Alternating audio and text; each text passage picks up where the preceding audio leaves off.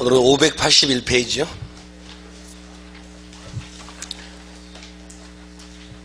두 번째 부동산 가치론이요. 거기 가치론이란 말은 평가사의 평가 기준을 얘기합니다. 그래서 감정평가사 평가할 때는 기준이 크게 봤을 때 세 가지가 있는데, 맨 처음에는 함정시장에서 이루어진다면, 첫 번째가 함정시장이에요. 그래서 함정시장에서 이루어진다면 요걸 먼저 따집니다. 근데 여기에 관계된 것이 우리 교재 네 가지 나오는데, 맨 처음에는 가치와 가격. 가치란 말이 무슨 말이고 가격이 무슨 말인가, 요 두 가지 구별하는 문제. 가치란 말하고 가격이란 말은 틀리겠죠. 일단 글씨가 틀리네요. 일단 맞죠. 요거고요. 그 다음에 두 번째는 이제 부동산 가격 특성. 그래서 부동산 가격은 또는 가치는 일반 동산하고 약간 차이가 있는데 그 가격의 특성, 요거 나오고요. 그 다음에 세 번째는 시장 가치. 그래서 시장 가치가 무슨 말인가, 시장 가치 조건이 네 가지가 있는데, 요게 작년도 문제가 요거였습니다. 작년 문제가. 그 다음에 네 번째가 가격 형성 과정. 그래서 부동산 가격 형성 과정이요. 요거 묻는 문제요. 그래서 이렇게 묶어가지고 요게 함정시장에서 한 문제인데, 작년도에는 요거 나왔었고요. 그 다음에 두 번째는 지역 분석, 개별 분석. 그 동네가 어떤 동네인지 지역 분석하고 그 다음에 개별 분석. 요 두 개 구별하는 문제. 작년도 여기서 한 문제 나왔습니다. 여기 나왔었고요. 그래서 여기 한 문제, 여기 한 문제. 그 다음에 세 번째가 체유효 사용이요. 이거 하기 위해서는 13가지 원칙이 필요합니다. 그래서 아무튼 여기까지요.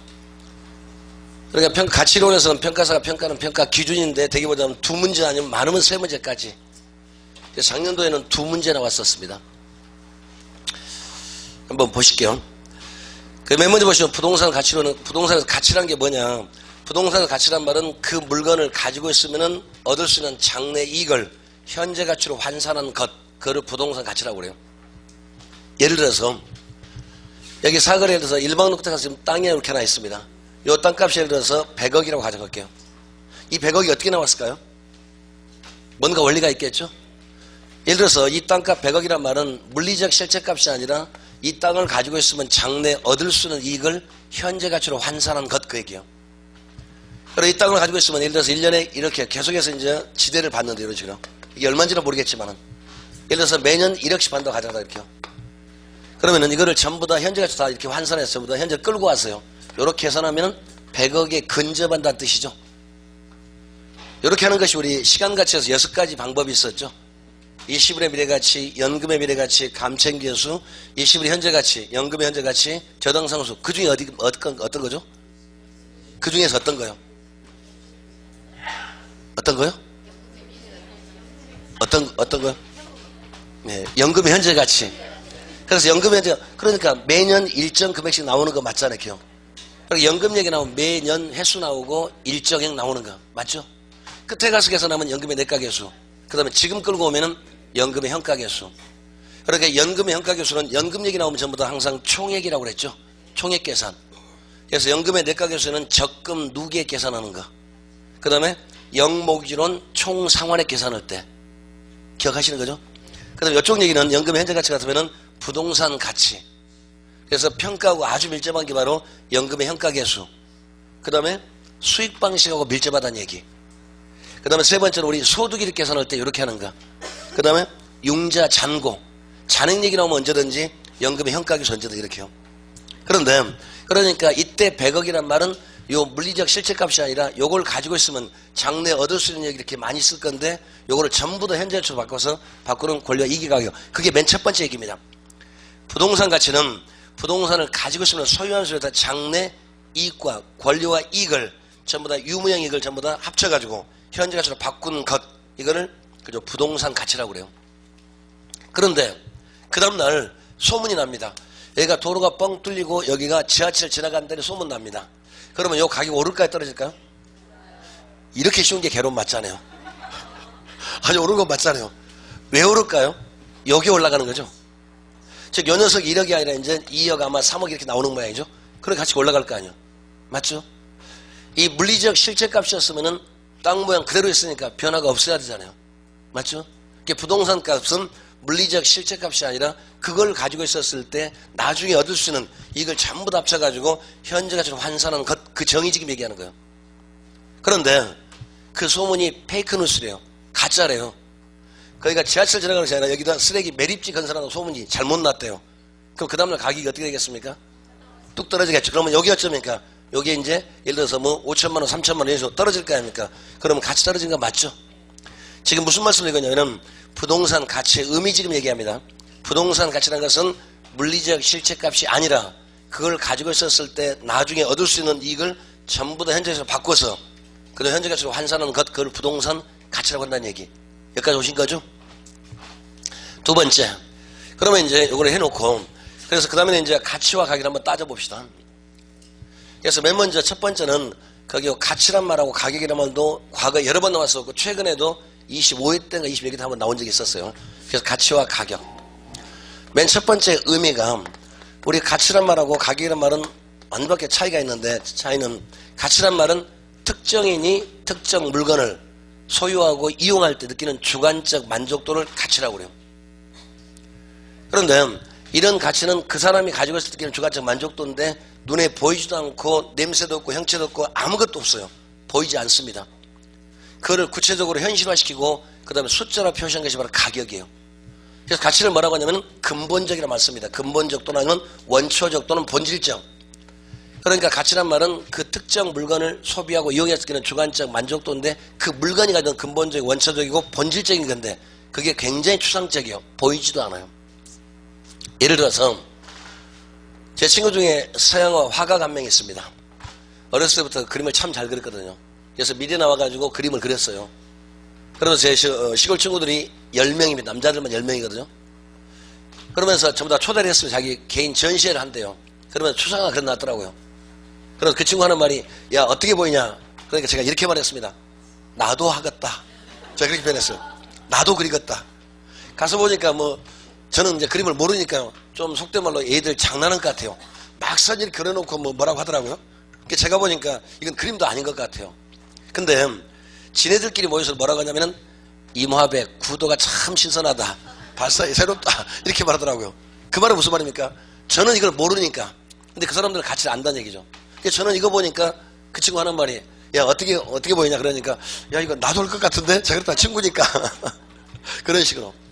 그러니까 가치란 말은 그 특정이 느끼는 주관적 만족도인데 모양도 없고 아무것도 없습니다. 근데 이 가치란 말은 근본적이고 원초적이고 본질적인데 이거를 겉으로 표시할 수단이 아무것도 없어요. 그래서 구체적으로 껍데기를 씌우는 게 바로 가격입니다. 그러니까 가치에 따라서 뭐가 결정됐습니까? 가격이 나오는 거죠. 그래서 가격은 파생적이란 말 써요. 이게 사실 전부예요. 그러니까 이 말을 해석해 보시면은 가치에 따라서 가격이 이루어지고 가치 때문에 가격이 있는 거지 가격에 따라 가치가 있는 것이 아니라는 얘기죠. 그러니까 가장 근본적이고 원초적이고 그다음 본질적인 전부 다 가치입니다. 근데 그 가치는 눈에 보이지도 않고 생각 아무것도 없고 형체도 없고 냄새도 없어요. 그걸 구체적으로 나타내고 사람들이 보게끔 만드는 것이 바로 가격이란 화폐적인 구체적인 숫자. 그렇기 때문에 가치에 따라서 가격이 이루어지는 거 맞죠? 가치에 따라서 가격이 규제되는 거 맞잖아요. 그러니까 가격의 밑바탕에 뭐가 있습니까? 가치가 있다는 얘기. 가격의 근본은 가치입니다. 그런데 이런 가치는 아무것도 없기 때문에 보이게끔 형상화시키는 것이 바로 가격이라는 거죠. 그러니까 가치는 좀 무형적이라면 가격은 약간의 숫자로는 유형적 이렇게 말할 수도 있겠죠. 그렇기 때문에 가치가 올라가면 가격은 오를까요 떨어질까요? 그죠? 가치가 올라가니까 가격이 올라가는 거지 가격이 올라가서 가치가 올라가는 건 아니죠. 가치 때문에 가격이 올라갑니다. 지금 대선에 15분이 지금 내가 왕이다 하고 지금 나오고 있죠. 15분들이. 네. 13번 없다 이 말씀이시죠? 예, 그게 13번 없다. 예, 그렇게 13번 없다 그 말씀이시죠? 예, 오늘 벽보 보고 와서 13번이 없더라 보니까요. 세 보니까 7명, 14분 써면 번호는 15분까지 써가지고. 예. 어찌됐든 그분들 가치는 지금은 좀 작습니다. 좀 그렇게 따지는 묘하지만은 근데 딱 당선이 됐습니다. 그러면 가치가 엄청 올라가실 겁니다. 틀려질 거 아닙니까? 이런 식으로. 그러니까 가치에 따라서 가격이 이루어지는 거지 또 가치와 가격은 일치가 안 될 수도 있죠. 이게 서로 같을 수도 있지만 이게 다를 수도 있어요. 그러면 요 녀석이 여기 따라가는 거지 여기에 따라가는 것이 아니라 그러니까 가치가 커지면 가격이 올라가죠. 아까 일방로 끝에 있는 땅이 지하철 지나간다네. 그러니까 가치가 올라가니까 가격이 올라간 거죠. 가격이 올라서 가치가 오른 것이 아니라. 그러니까 말은 좀 길지만 가치가 가장 근본이고 원초적이고 가장 밑바탕이고 그거를 구체화시키는 것이 바로 가격이라는 숫자입니다. 그래서 가치는 내면적이라만 써요. 내면적이요. 그러면 가격은 뭐겠습니까? 외면적입니다. 가치는 보이지 않고 나 혼자 느끼는 주관적 만족도인데 그거를 현실화시키고 구체화시키고 형상화시키고 수치화시키는 가격이라는 것, 이거는 얘기예요. 그렇기 때문에 가격은 어쩌면 가치는 추상적이죠. 저 혼자만 알아요. 또 난 전시회 갔었는데 그 난이 있더라고요. 그리고 전문가 하시는 말씀이 선비의 고고한 기상과 은은한 향기가 난대요. 저는 풀로 보입니다. 아무것도 안 나니까. 모르니까 일단은. 그죠? 근데 그걸 가치를 아는 사람 어쩌니까 높게 보실 거 아닙니까? 맞죠? 아까 그림 얘기했잖아요. 저 친구 그림 보고 이거 그림도 아닐 것 같아 보니까 모르니까 일단은 뭐 이상한 거 막 선 그려놓고 막 뭐 색깔 해놓고 이러면서 좋다고 그래요. 제가 보니까 아무것도 아닐 것 같은데 모르니까. 그게 추상적이요. 근데 그거보다도 구체적으로 나타나는 게 바로 가격이요. 그러니까 말은 지금 길지만 가치는 아무것도 없고 안 보이는데 나 혼자만 느끼는 만족도요. 우리가 목에 갈증이 심했을 때 물을 한 그릇 드시면서 참 맛 좋다 이렇게 말씀하실 수가 있죠. 근데 목에 갈증이 좀 적을 때는 그런 느낌 못 받잖아요. 똑같은 물을 지금 드시는 것도 틀리잖아요. 개인적으로 야구를 너무 좋아하기 때문에 만약에 오늘 화요일 같으면 집에 가면 수요일날 내일 아침에 집에 새벽 3시 반 됩니다. 집에 들어가면요. 그때 또 미국의 메이저리그 중계를 종종 하거든요. 그때 잠 안 자고 그걸 보고 있는 거예요. 저는요. 너무 재밌으니까. 근데 야구 안 좋아하는 사람 같은 어쩌면 그걸 뭘 보냐고. 그 점수 누가 한 팀 이기겠지 뭐. 근데 저는 너무 그게 재밌으니까. 근데 같은 게임도 제가 좋아하는 선수가 나오고 우리나라 애들 나오면 좀 보잖아요. 근데 우리나라 애들 안 나오면 어쩌면 좀 덜 볼 거 아닙니까? 똑같은 야구라도. 보는 것만 전부 다 느낌이 틀려지니까. 그러니까 전부 다 어쩌니까 다시 말하면 주관적이라는 얘기가. 똑같은 물건 보고도 똑같은 경기 보고도 어떤 사람은 참 재밌다. 어떤 사람은 재미없다. 주관적. 맞죠? 근데 가격은 항상 어떻게 했습니까? 객관적입니다. 왜냐면은 가격은 둘이 현시장에서 만나가지고 주고받은 요 금액이니까 반드시 몇 개 있을까요? 하나밖에 없죠. 그러니까 가치는 주관적이기 때문에 몇 개 있을까요? 여러 개 있겠죠. 볼 때마다마다. 맞죠? 똑같은 물건도 볼 때마다마다 느낌이 틀릴 거고 내 마음 상태 달라질 수가 있는 거죠. 맞죠? 예를 들어서 여기 어떤 경치 좋은데 땅이 이렇게 있습니다. 근데 여기가 지금 절벽으로 기암괴수로 이루어졌습니다. 여기에 땅이 하나 있습니다. 이 땅을 보고 시골 어르신은 뭐라고 말하겠습니까? 저거 어디다 쓸모있냐? 농사도 못 지고 아무 쓸모가 없다 라고 하는데 러브호텔 건축주는 참 자리 좋다 라고 얘기할 수도 있겠죠. 같은 땅을 보고도. 맞죠? 그러니까 여기는 반드시 가치는 여러 개 나오는데 가격은 언제든지 하나입니다. 지금 이 시점에서는. 이 시점에서 이 물건값에 대해서 100억이라고 가정합시다.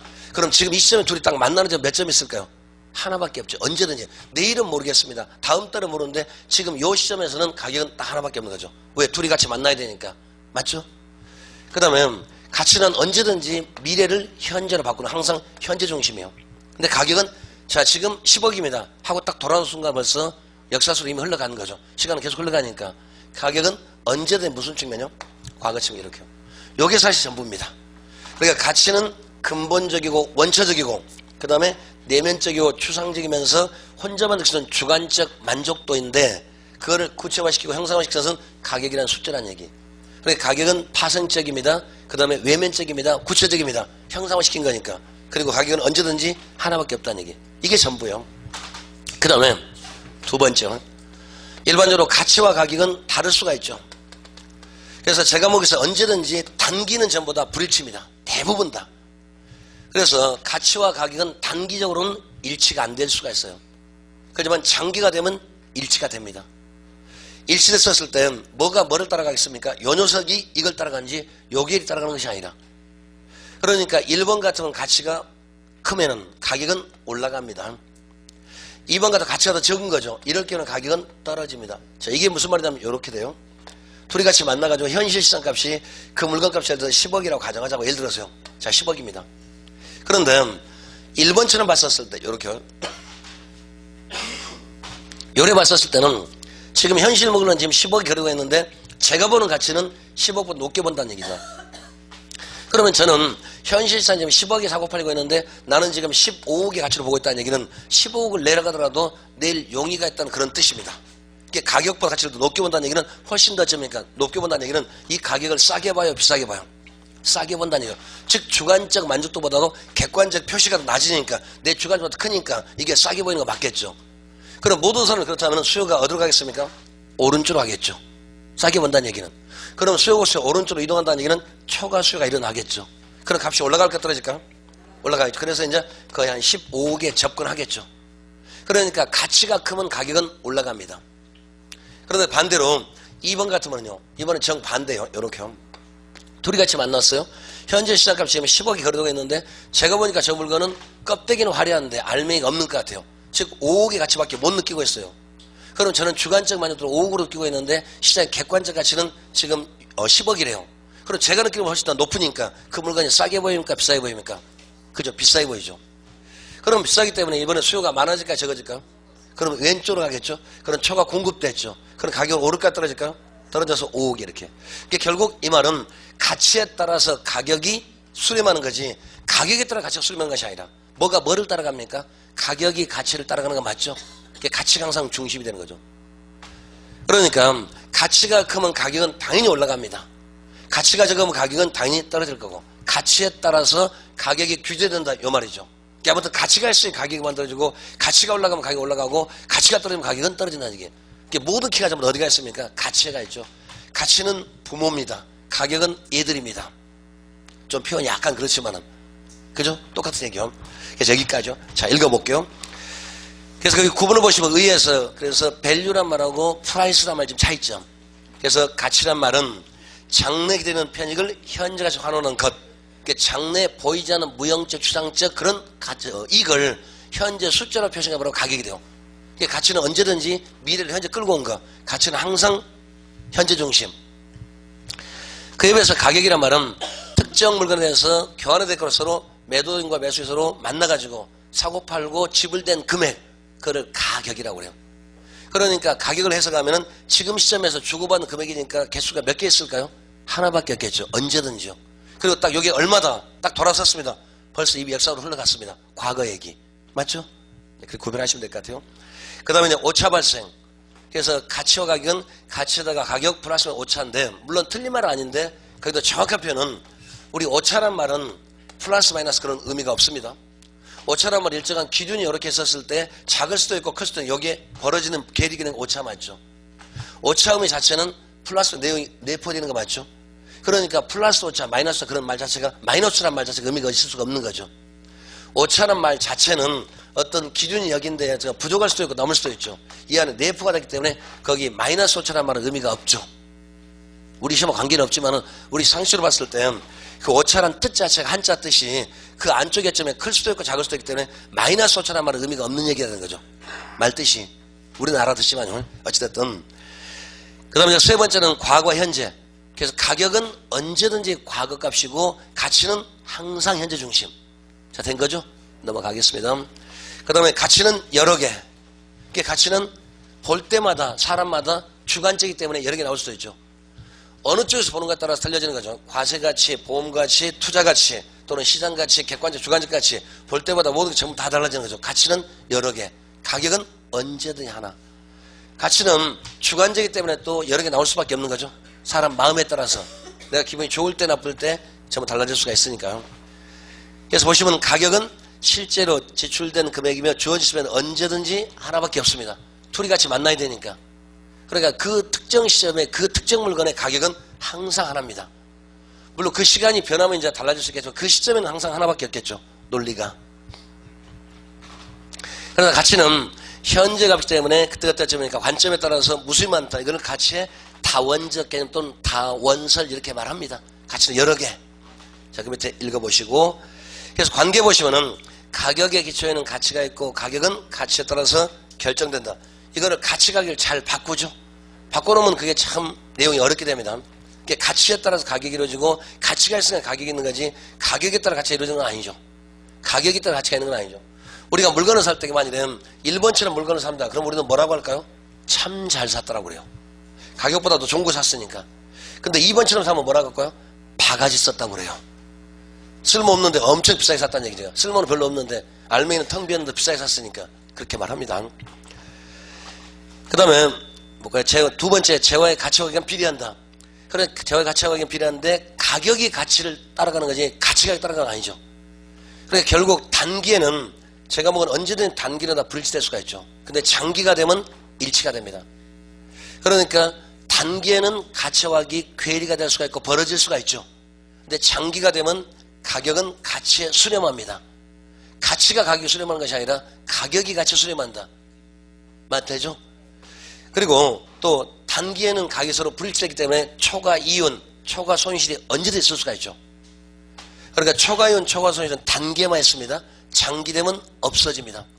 장기 되면 모두 다 균형이 맞아요. 균형이 안 됐다는 얘기는 아직 장기가 아니란 뜻이에요. 제가 보기 상상해요. 그래서 지문에서 장기 손실 나오면 그 지문 틀린 지문이에요. 장기 손실하면 나올 수가 없어요, 사실은요. 결국에 나중에 균형이 되게끔 돼 있으니까. 그 다음에요.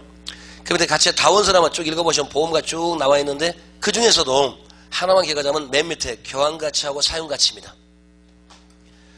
그러면은 그 교환가치, 사용가치를 지금 처음 들으신 것이 아니라 저기 앞쪽에서 이미 언급을 해놓고 왔어요.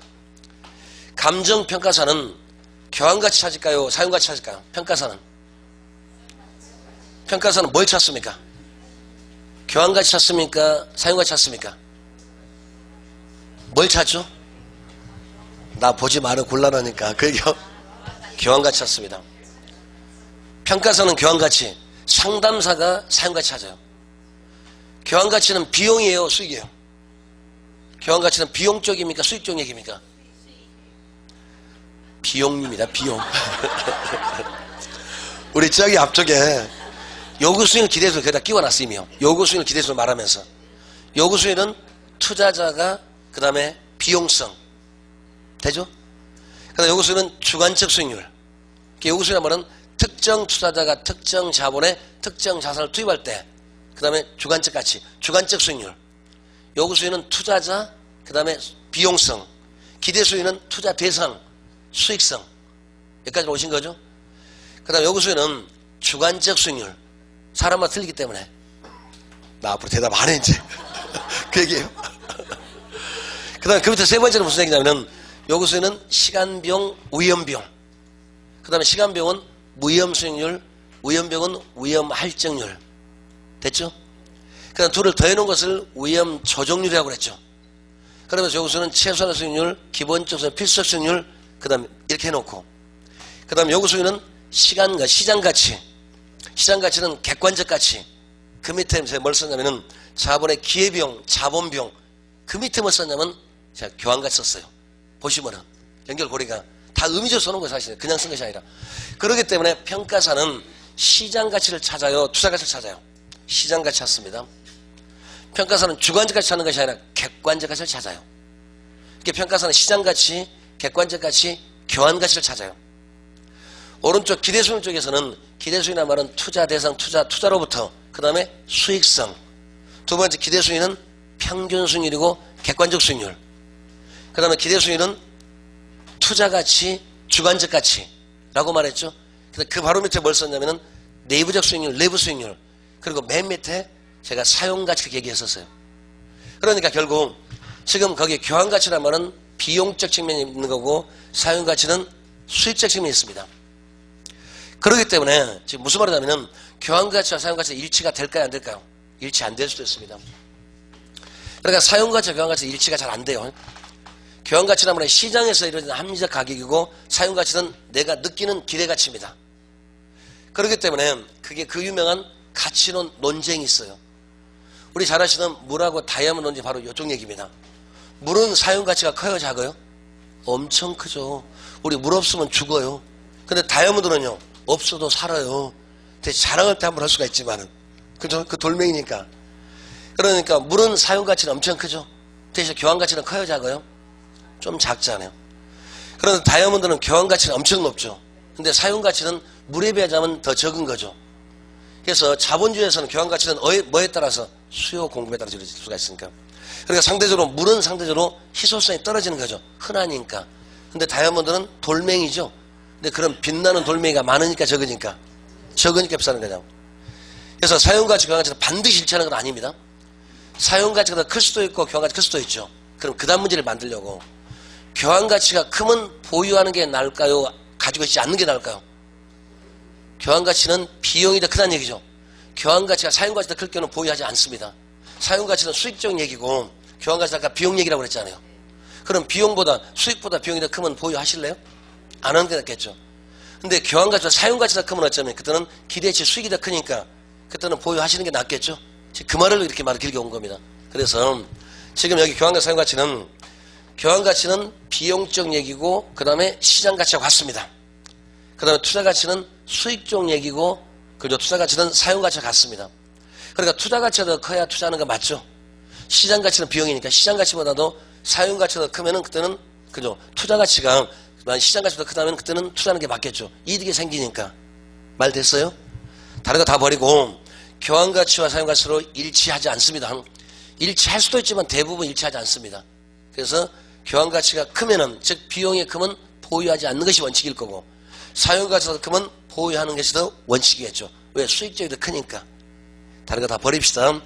평가사는 교환가치 따집니다. 평가사는 사용가치 따지는 것이 아니라 감정평가사는 교환가치, 시장가치를 결정하는 거지 투자가치, 사용가치 결정하는 게 아니죠. 투자가치하고 사용가치는 상담사가 결정해. 컨설턴트요. 그렇게 말합니다. 거기까지만요. 그 다음에 이제 두 번째가 기준시점 이거 합시다. 그래서 기준시점이라면 글자 그대로 기준이 되는 시점.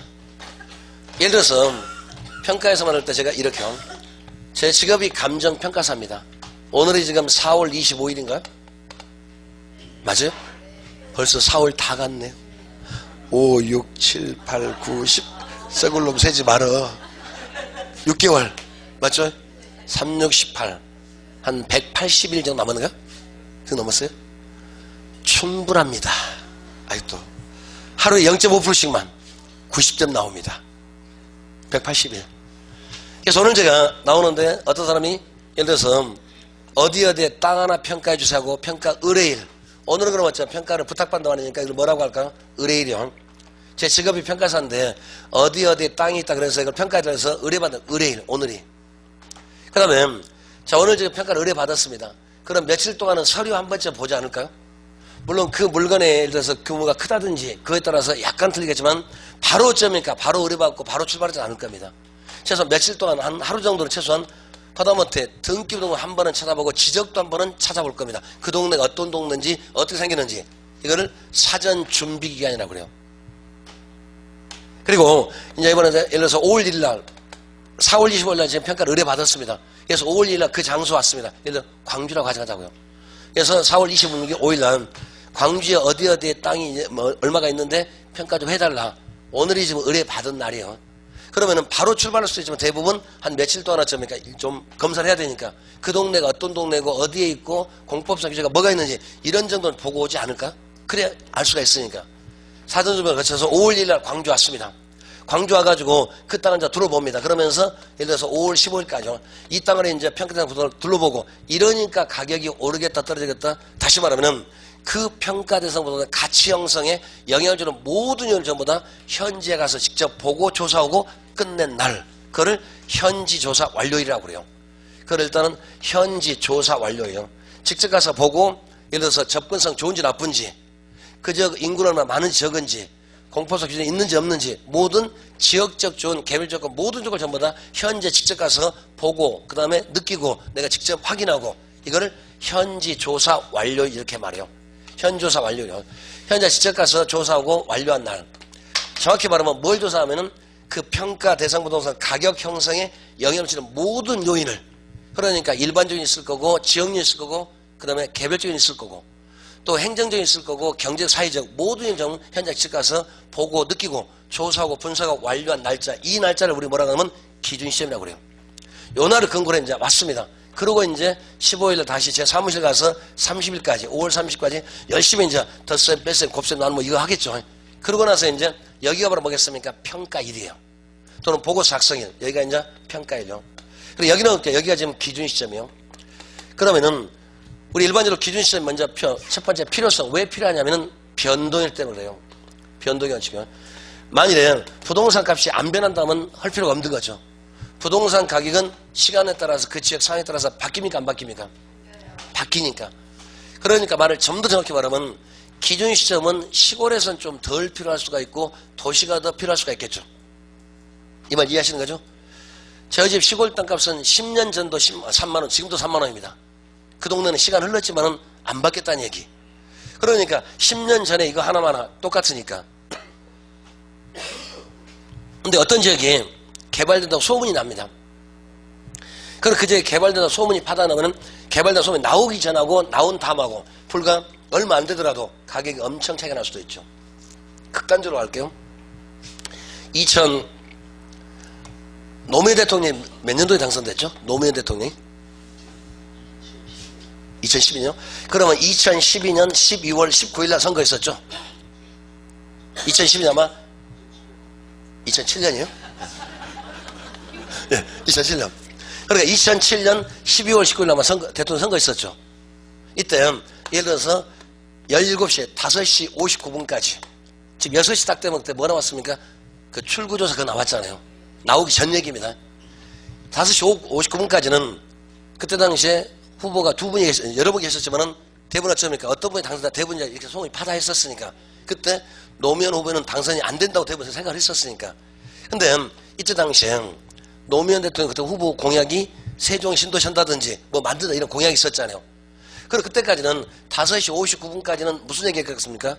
저거 빌공짜 공약이지 공약 아니야. 당선 안 될 거니까. 그런데 똑같이 2010년 12월 19일 6시 18시 땡 됐습니다. 딱 나오는 것이 이제 출구조사 나왔잖아요. 딱 보니까 우리가 예상했던 그 후보자보다는 노무현 후보가 훨씬 더 비율이 높았죠. 그럼 불과 1분 딱 달라졌어요. 1분 달라졌습니다. 그럼 이때 상황은 아마 그거 당선 안 될 거니까 그 공약 가짜야. 근데 1분 딱 지난다면 어쩌니까 진짜 그럴 것 같아. 그때 공약이 세종 신도시 건설합니다. 뭐 혁신도시 뭘 만듭니다. 그런 공약이 있었다고 가정하자고요. 그럼 요 지역의 땅값이 1분 사이에 변화가 될까 안 될까요? 그러면 그때 시간이 있는 것이 아니라 요것 때문에 가격 형성이 지금 달라진 거다. 그 1분 사이에. 지금 무슨 말이냐면은 이 변동현치란 말은 시간하고 관계없어요. 그러니까 기준 시점을 왜 정하냐면 요것 때문에 부동산 가치 영향을 주는 요인들이 잘 변해요, 안 변해요? 잘 변하니까. 그러니까 불과 1분 전 5시 59분까지는 거기 뭐 개발한다. 그 공약이 가짜였습니다. 왜? 떨어질 줄 알았으니까. 근데 6시 땡하고 나온 거 보니까 비율이 이거 장난이 아닐 것 같아. 될 것 같아. 그럼 그 공약이 어쩌면 현실성의 가능성이 있을까 없을까요? 있을 수 있으니까. 그러면 이 동네 그 땅값이 어쩌니까 1분 전에는 좀 싸다가 딱 1분 지나면 어쩌니까 와 진짜 대통령 되면은 헐 것 같아. 그럼 이 동네 땅값 오를까요 떨어질까요? 그게 바로 뭡니까? 요거 변동원칙. 그러니까 여기서 변동이라는 말은 시간의 흐름이란 그런 뜻이 아니에요. 가격 형성이 달라지는 거. 그럼 저희 집 시골 땅값은 저기 나주 땅값은요. 그 동네는 시간이 안 흘렀죠? 거기도 시간 흘렀어요. 근데 왜 값이 안 달라졌습니까? 가격 형성률이 안 달라졌으니까. 말뜻이. 그러니까 여기서 변동이라는 말은 가격 형성 요인이 달라진 것이 시간의 흐름이 아니라니까. 그러니까 변동 원칙은 도시는 일반적으로 가격 형성이 잘 바뀌는데 시골은 좀 덜 바뀔 거 아닙니까? 맞죠? 또 그 도시가 활발하게 움직이는 대도시는 좀 잘 바뀌는데 중소도시 좀 덜 바뀔 수도 있죠. 말뜻이. 그래서 이것 때문에 요것 때문에 뭐가 가격 형성이 잘 달라지기 때문에 그 대상보다 값이 달라질까 안 달라질까요? 달라질 수 있죠. 그래서 기준점을 정하는 거예요. 그러니까 그 요인이 달라진 전후에 따라서 많이 틀려지니까. 지금 무슨 말이냐면은 기준 시점이란 말 뜻은 요겁니다.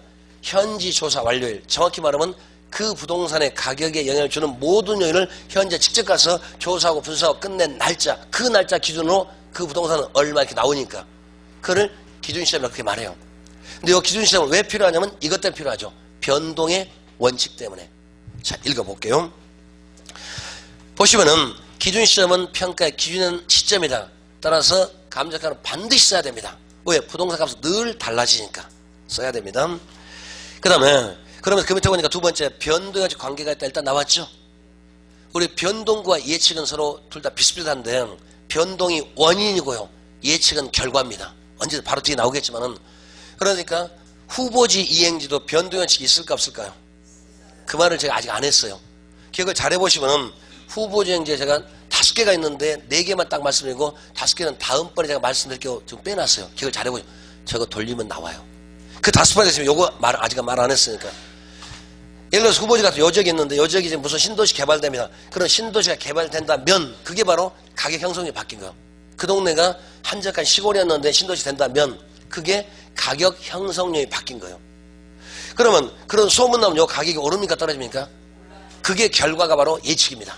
그래서 변동이 항상 원인이에요. 근데 예측은 결과. 그러니까 예측에서는 언제에 따라오는 말이 반드시 돈 얘기가 꼭 나옵니다. 미래 수익이라면 꼭 나와줘요. 그러니까 요 도시가 신도시가 된다면 거기까지가 변동이고 그러면 땅값이 평당 얼마에서 얼마쯤 되겠다. 그건 예측이에요. 그러니까 변동이 원인이라면 예측은 결과죠. 그러니까 후보지 이행지는 변동의 예측에 들어갈까 안 들어갈까요? 반드시 들어갈 수밖에 없는 거죠. 그 지역에 개발된다면 거기까지가 변동이고 그래서 땅값 10만 원에서 100만 원쯤 된다면 그러니까 예측은 딱 한마디로 장래 수익성 그렇게 말합니다. 미래 기대가치. 미래란 말 예측은 과거입니까 미래입니까? 그죠? 미래니까. 그 다음에 두 번째는 그죠? 결과가 나와야 되니까 장래 수익성 미래 기대가치. 근데 변동은 돈 얘기가 안 나와요. 변동은 돈 얘기 나온 것이 아니라 뭐뭐가 그러니까 변동은 if 얘기죠. 만약 뭐뭐가 된다면 신도시 된다면 규제 풀린다면 도로 뚫린다면 혁신도시 된다면 만약 뭐뭐가 된다면 그것까지가 변동입니다. 그러면 그 결과로 값이 어찌어찌 하겠네. 그게 예측입니다. 정확한 말이에요. 그래서 변동이 원인이고 예측은 결과 이렇게 말을 합니다. 그래서 항상 둘이 같이 따라다녀요. 그 다음에 이런 예측 원칙은 부동산 무슨 특성과 관계가 되겠습니까? 예측 원칙은 영속성. 안 없어지니까.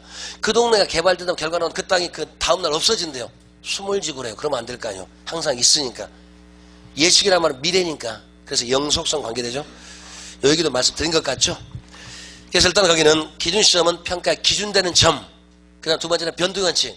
정확한 말이 가격 형성의 모든 요인을 직접 현장에 가서 보고 조사하고 분석하고 끝낸 날 바로 밑에 있을 겁니다. 그래서 기준 시점은 대상 물건 가격조사를 완료한 날짜.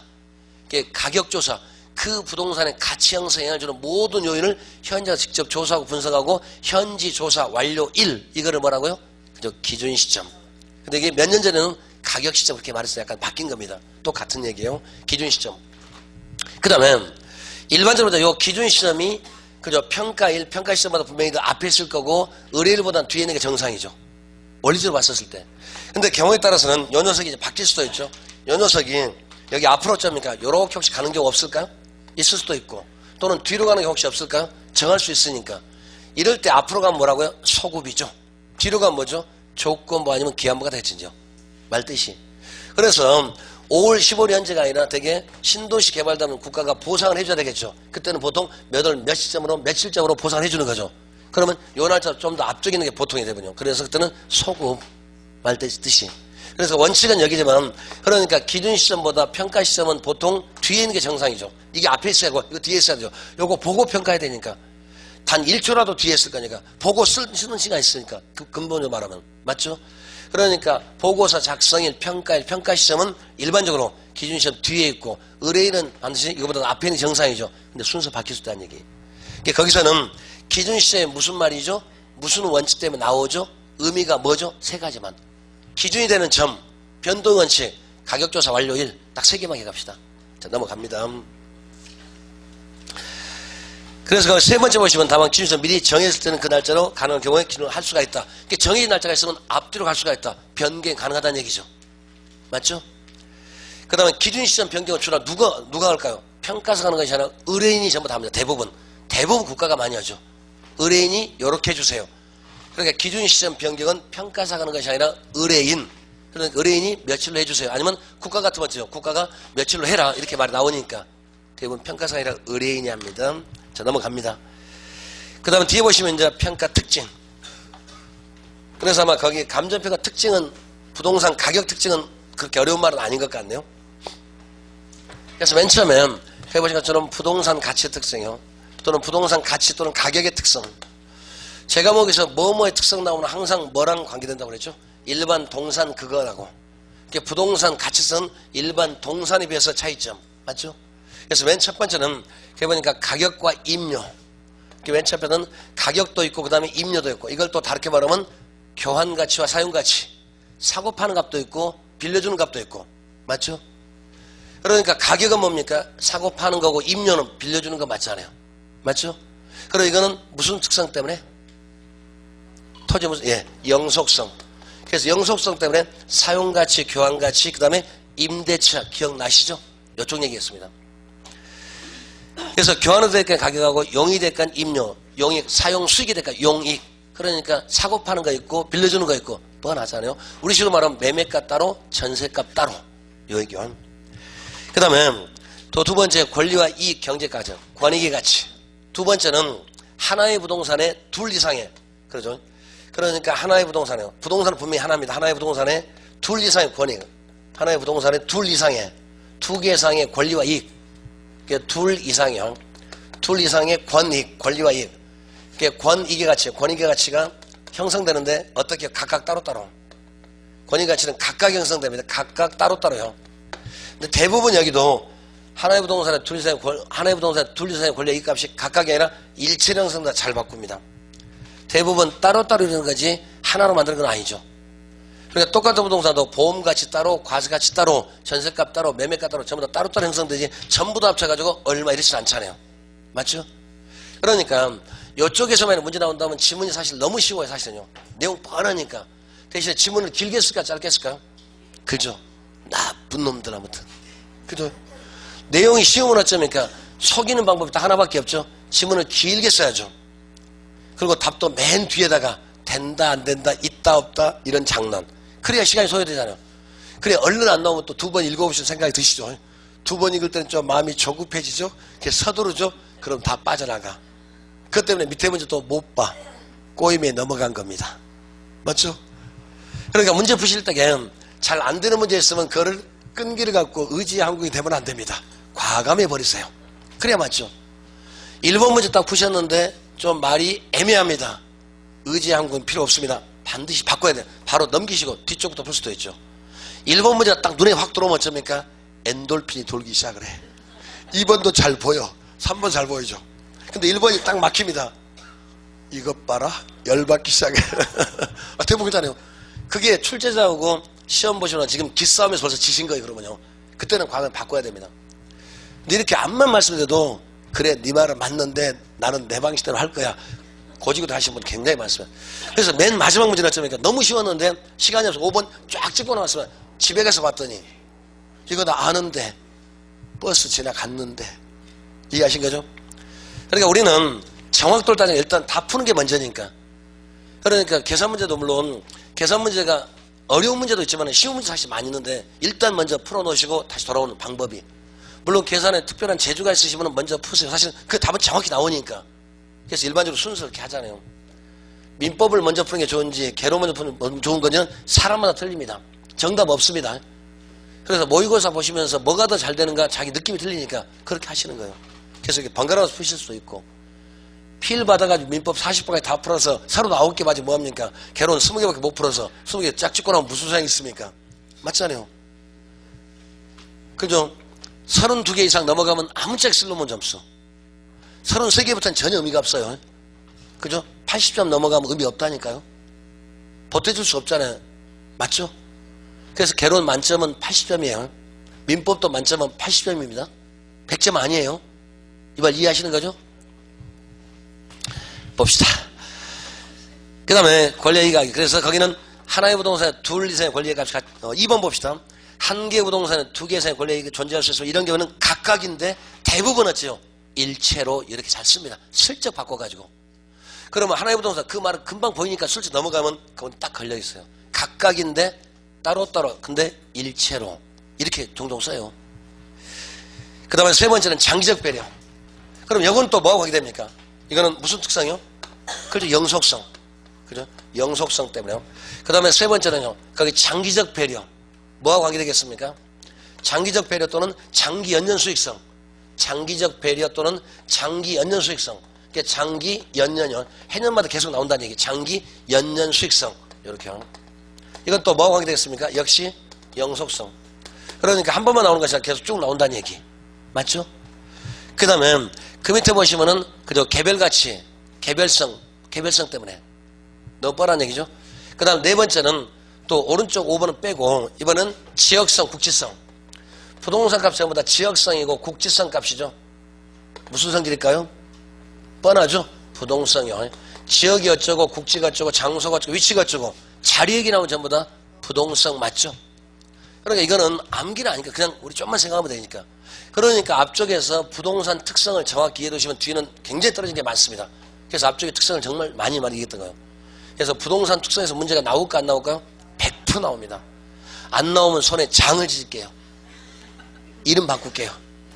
버들유씨 유씨로 바꿉니다. 어머니가 유씨니까. 그 다음에 다섯 번째요. 이번에는 그죠? 희소성 가치. 부동산 값은 수요자 경쟁, 공급자 경쟁? 수요자 경쟁입니다. 그래서 이걸 다른 말로 희소가치요. 희소성이요. 그래 희소성이요. 그러고 보니까 많으니까 적으니까 뭘까요? 그죠? 너무 당연하죠. 부증성. 뻔하잖아요.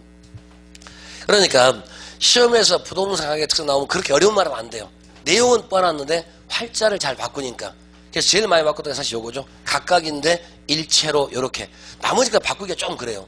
또는 이걸 다르게 말하면 단기는 일치가 되는데 장기는 불일치다. 요렇게 잘 바꿔요. 단기는 불일치, 장기가 하면 다 일치.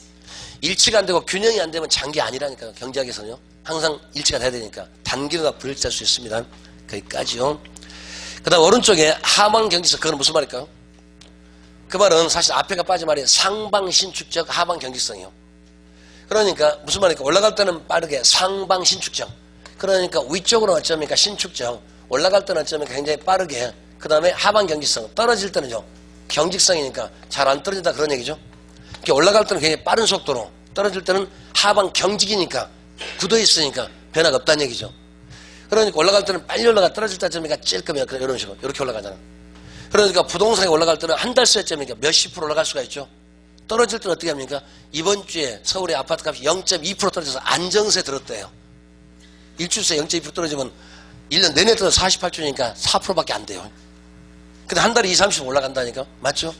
그러니까 올라갈 때는 급격히 상방 신축적, 떨어질 때는 조금 떨어지니까 하방 경직성, 그렇게 말합니다. 말뜻이. 그 다음에 오른쪽 6번의 시장가치. 거기 시장가치도 지난번에 27회 때 문제가 여기에 나왔습니다. 그는 시장가치요. 과거에는 정상가치가 나왔는데 시장가치요. 그래서 거기 시장가치 정의를 읽어보시면은, 한번 읽어볼까요? 시장가치란, 보시면은 대상 물건이 통상적인 시장에서, 통상적 시장, 거기에서, 그 다음에 충분한 기간 거래를 위해서, 그 다음에 충분한 기간 나오고, 공개된 후에 그 대상 물건의 내용에 정통한 당사자, 정통성 나오고, 그 다음에 그런 당사자에서 신중하고 자발적인 거래 자연성 얘기거든요. 이렇게 이루어진 상품. 그러니까 여기는 지금 몇 가지가 있냐면 4가지가 있는데, 맨 첫 번째, 출품기간의 합리성. 그래서 출품기간의 합리성이란 말은 나오는 기간이 어느 정도 함정이라. 그게 맨 첫 마디가, 맨 첫 줄에 보시면은, 그죠? 충분한 기간 거래를 위해서 충분한 기간. 그게 출품기간의 합리성이에요.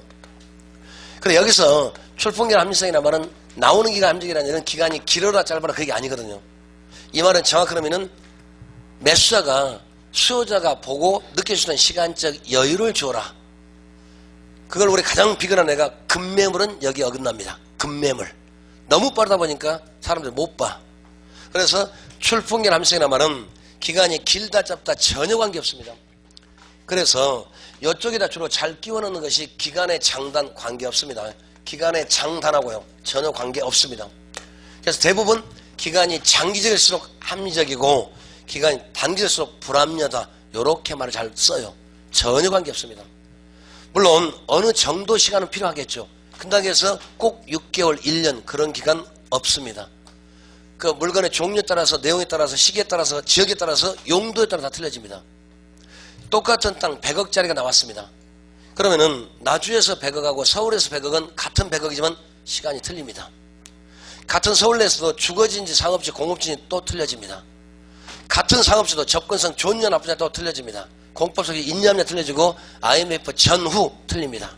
그러니까 여기서 말하는 출품기간이라는 말은 기간이 길다 짧다 그런 얘기가 아니라 수요자가, 매수자가 보고 느낄 수 있는 시간적 여유는 주어라 그 말이지 반드시 길면 좋고 짧고 나쁘다 그 말 아니란 얘기.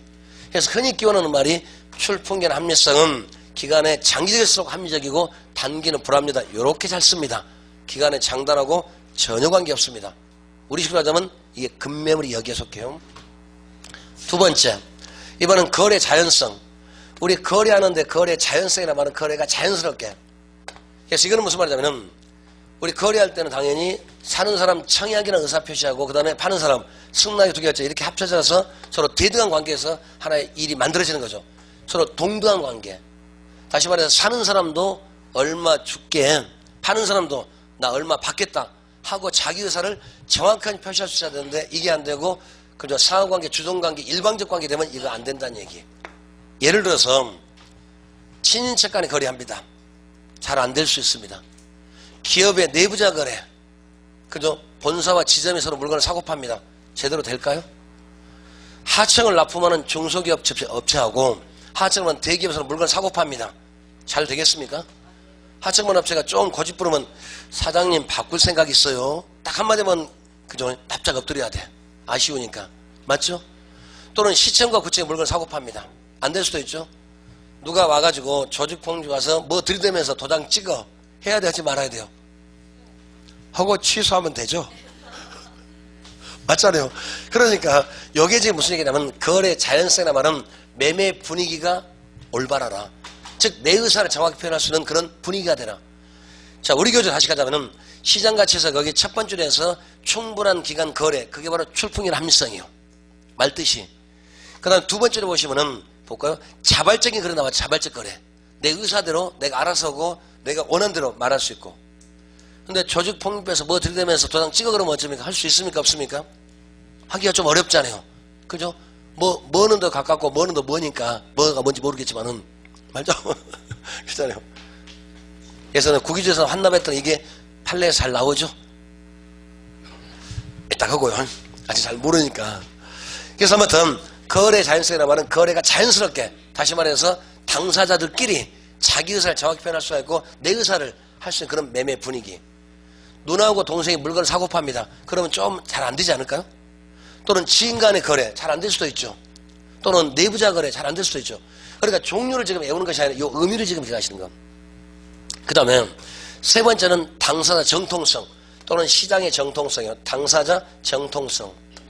그 당사자 정통성이라는 말은 훤히 알고 있어라. 우리 식으로 말하면 선수끼리 만나야 됩니다. 그러니까 둘 다 그 가격 형성이라든가 또는 수요 공급 그 물건의 추이 정확히 알고 있어야 됩니다. 이걸 모르면 어쩌면 속임을 당하겠죠. 당사자 정통성이라는 말은 사고 사는 사람이 파는 사람이 그 물건의 내용을 정확히 알고 있고 수급 추이라든가 미래 상황이라든가 변동 추이라든가 이런 걸 정확히 알고 있어야만 나온다는 거. 당사자 정통성 또는 시장의 정통성 이렇게 말해요. 우리 교재 거기는 뭐라고 써있냐면은 거기 보시면은 내용의 정통한 당사 사이, 내용을 잘 알고 있는, 정확히 알고 있고 훤히 알고 있는 그런 당사들 사이에서. 근데 일반적으로 우리 부동산 거래할 때는 당사 정통성이 깨지는 경우가 더 많을까요? 잘 이루어지는 경우가 더 많을까요? 대부분 다 깨지는 경우가 많죠. 눈 떠도 코 베가는데 속이려고 그런 경우 많죠. 그 다음에 네 번째는 시장의 통상성. 그러니까 시장의 통상성이라면 늘 열려 있어야 되죠. 다시 말하면 시장의 통상성이라면 누구든지 들어가고 나오고 진입장벽이 없어야 됩니다. 그러니까 부동산 평가사는 시장가치 즉 적정가격은 이렇게 이런 상태 이루어지는 값이 정상값인데 현실 시장에서는 이게 잘 되죠? 다 잘 됩니까? 여기 잘 되면 뭐 하려 평가사에 맡깁니까? 맡길 필요 없잖아요. 안 되니까 하는 거죠. 맞죠? 대부분 어쩌니까 출풍의 함성 잘 어긋난 경우가 많고 이거 어쩌니까 대부분 어긋나고 잘 어긋나요. 대부분. 그래서 요거를 갖다 주니까 비교 방식 가면은 그거를 갖다 이렇게 이게 전부 다 이루어진 상태에서 이루어진 거래라면은 상관이 없는데 이게 대부분 어쩌니까 자 깨진 상태가 많지 않을까요? 대부분. 그럼 깨진 상태는 지금 시장 가격이에요. 그리고 현실 시장에서는 요 네 가지 종류를 전부 다 완벽히 맞춰서 이루어진 가격이 많을까요? 적을까요? 없다니까요. 만약 현실 시장에 제가 네 가지가 완벽히 이루어진다면 뭐 평가합니까? 할 필요 없잖아요. 그게 안 되니까 하는 거예요.